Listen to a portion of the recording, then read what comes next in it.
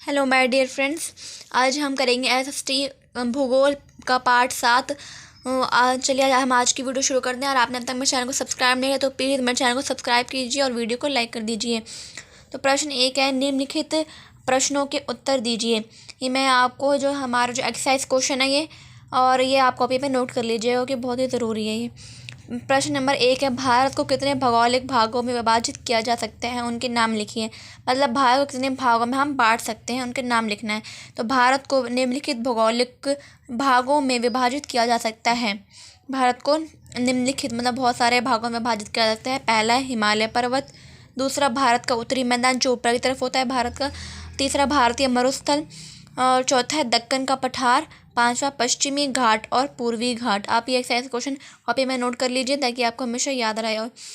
तो प्रश्न नंबर 2 है, भारत की स्थलीय सीमा किन 7 देशों से जुड़ी है, उनके नाम लिखिए। मतलब जो भारत की स्थलीय सीमा रेखा है वो 7 देशों से जुड़ी है, और वही 7 देश मतलब यानी कि पड़ोसी देशों के हमें नाम लिखने हैं।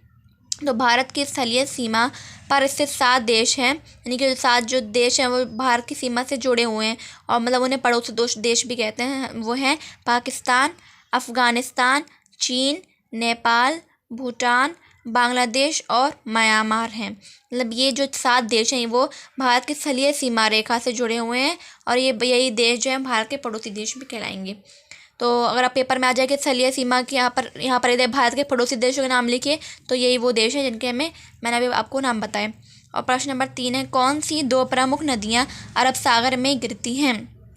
कौन सी नदियाँ हैं जो अरब सागर में गिरती हैं? तो उत्तर है नर्मदा और ताप्ती नदियाँ अरब सागर में गिरती हैं।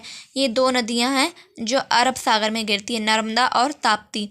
ये क्वेश्चन बहुत ही इंपॉर्टेंट है, आप इस पर इम्पोर्टेंट लिख लीजिएगा कि कौन सी दो नदियाँ अरब सागर में गिरती हैं। नर्मदा और ताप्ती नदियाँ अरब सागर में गिरती हैं।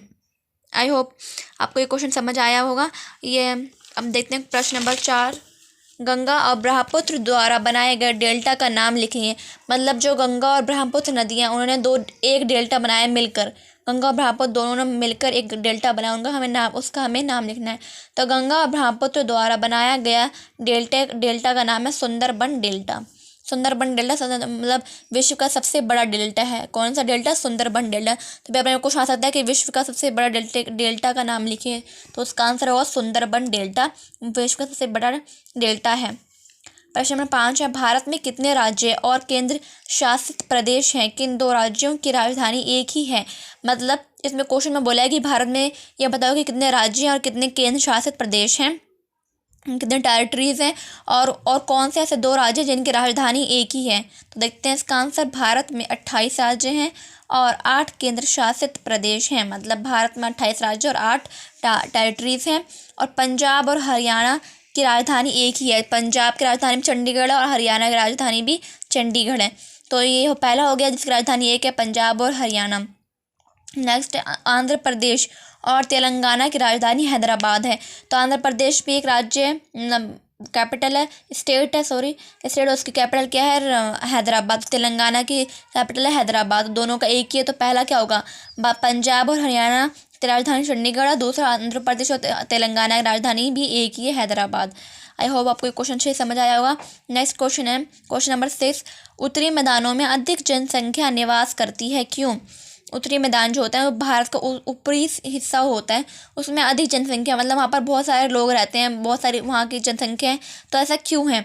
तो इसका आंसर, उत्तरी मैदानों की भूमि, मतलब उत्तरी मैदान है कि भारत उत्तरी मतलब ऊपर वाला पार्ट जो है वहाँ की जो भूमि है मतलब ज़मीन है वो काफ़ी ज़्यादा उपजाऊ है, वहाँ पर बहुत ज़्यादा खेती हो सकती है, और समतल है, बिल्कुल सपाट है, मतलब बहुत ही अच्छी वहाँ की ज़मीन है, जिससे वहाँ खेती करना, मकान बनाना और सड़क बनाना आसान है।